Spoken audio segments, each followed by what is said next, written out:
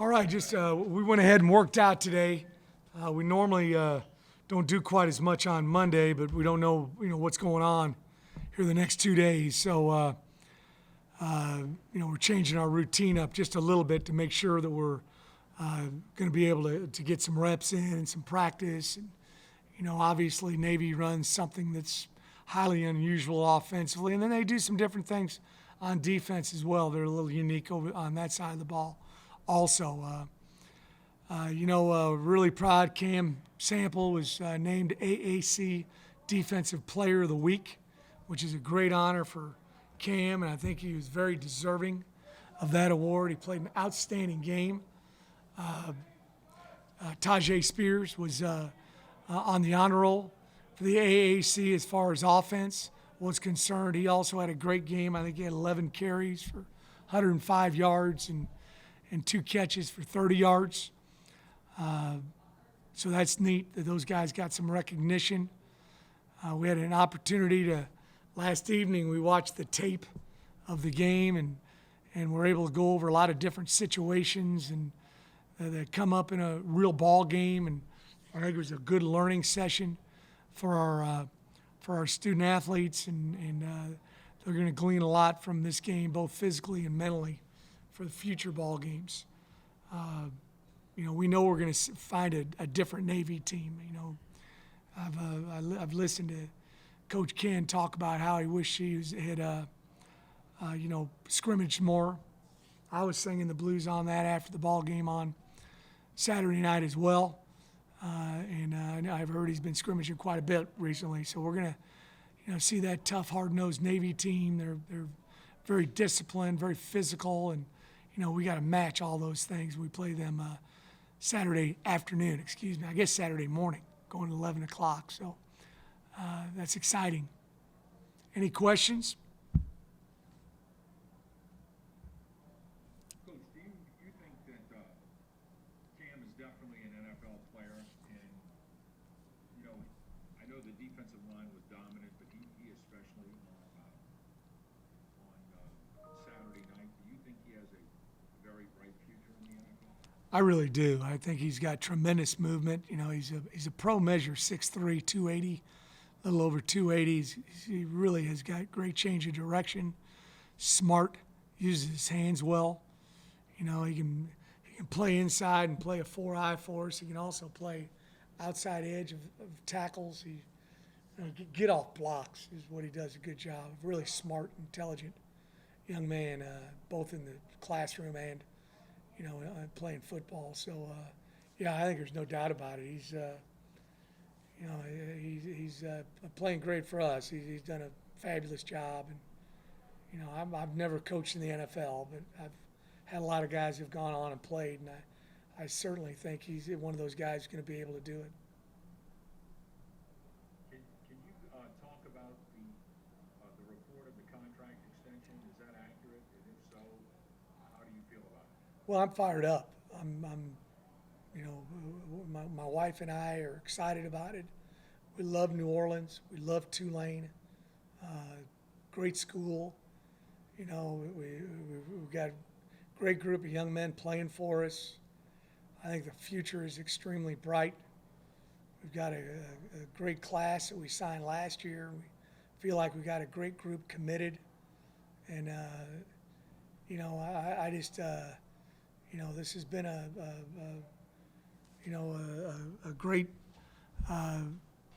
program that has had great teams in the past, great coaches, and we just want to do it consistently. We want to build upon what we've done here the last couple of years. And I really think the sky's the limit for Tulane with the academics we can sell to student athletes, the great league we play in, our location.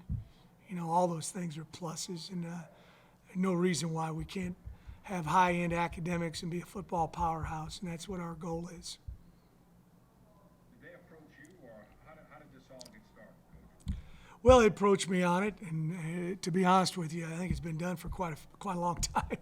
So we just released it today, and we're kind of waiting until all this got sorted out. But who knows when all this is going to get sorted out? And and I'm excited about it. My wife and I love living here. This is a great city to live in. I've always lived in college towns, and here in Uptown, you get part of that college town experience, which I think is important because here on campus, everybody knows each other. We're not a large university. We've only got about 8,000 full-time students, but you also get the feel of a big city, and New Orleans is so unique. It's a little bit different than Statesboro and Huntsville and Warrensburg, Missouri, and Brenham, Texas. So it's a little bit more to do. So we really enjoy it here.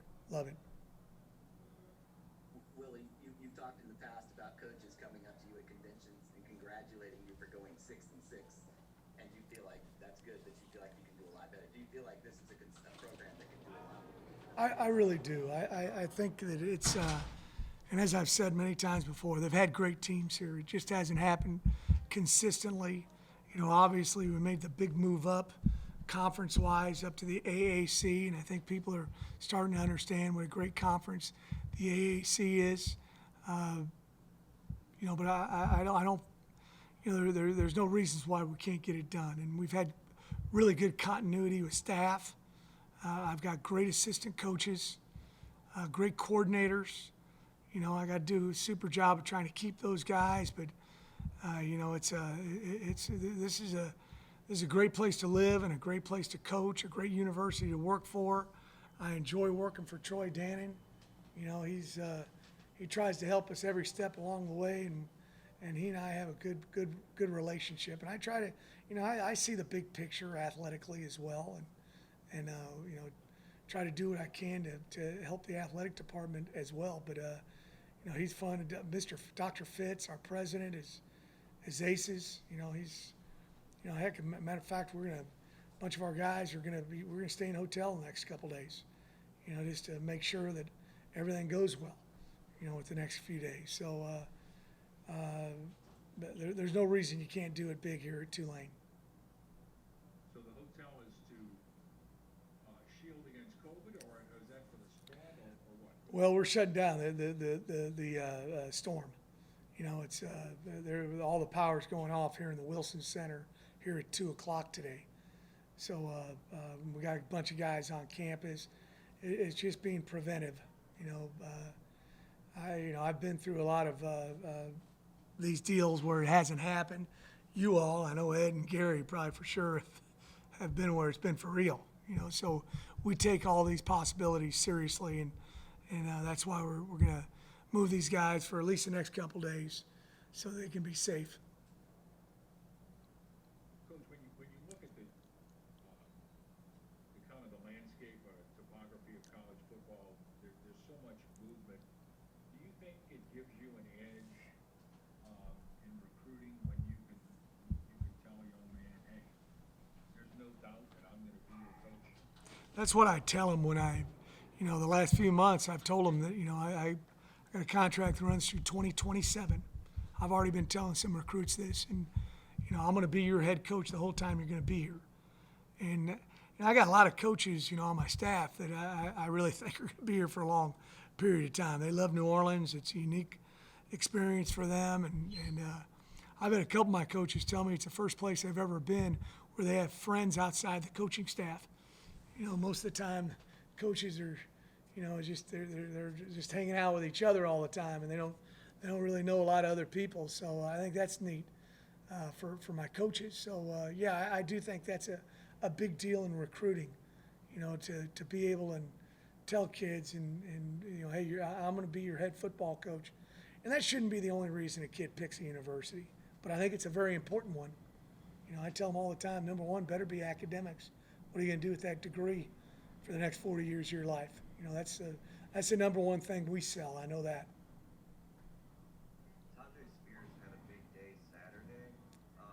Can you tell me a little bit about what his impact as a freshman is expected to be? He's got unbelievable work ethic. This guy comes to work every single day. He's one of our hardest workers, and generally speaking, your best players are also your hardest workers. I've had very few times where it hasn't hasn't worked that way. But he's tough. You know, he'll block you.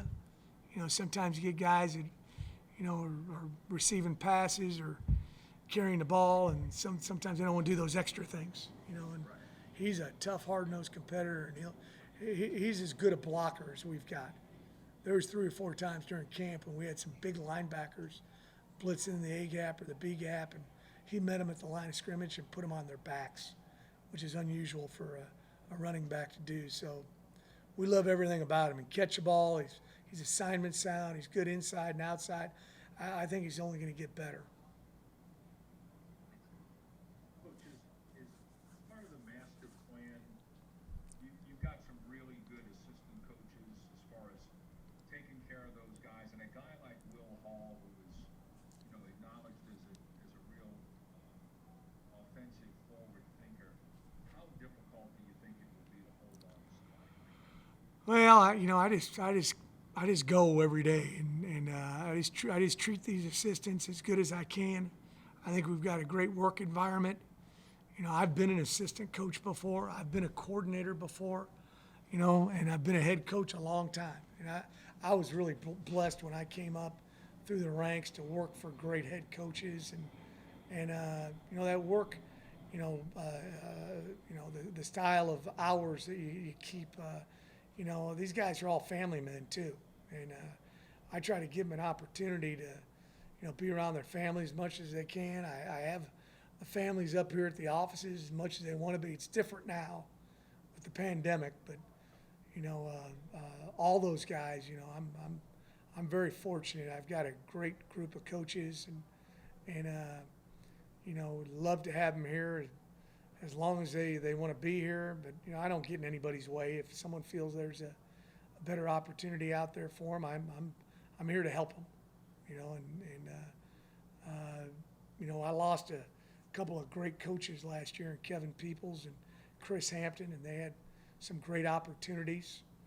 And heck, I wanted to help those guys, and I did with the coaches when they called me. But you know, we feel like we replaced them with great coaches as well. You know, so it's you know, when you have a lot of success, you know, that's what happens. Going back and looking at the game, especially in the first half offensively, when you went back and looked at that, you know, what do you think you have to do there? Do you think it was just a situation, as you talked about Saturday night, where maybe without a first game and without too many scrimmages, that there were some continuity issues, and how easy will that be to clean up in a week? I think it's going to be great to have a game under our belt. You know, it's just everybody doing their 111th, doing their job. You know, it's the simplest phrase, you know, do your job. You hear a lot of football coaches talk about that. But, you know, it just was, not as accurate as we needed to be. Catching the ball, I think we had 5 drops, and 2 or 3 of those were for first downs, and now you move the chains. One guy blocking the wrong guy on a particular run play, you know, just things like that. You know, you know, we were able to overcome it, but that first game, it's always a little bit different. They always don't do everything exactly like you think you're going to see, and you got to make adjustments, and you got to have experience to do that. But you know, we're really close on a lot of plays in the first half, and then we did a much better job in the second half with execution, and that's where we started getting successful. You mentioned that your contract runs through 2027. Is that accurate? Is Yes. that year? Yeah. Anything else for Coach Fritz? All right, guys. Thank you.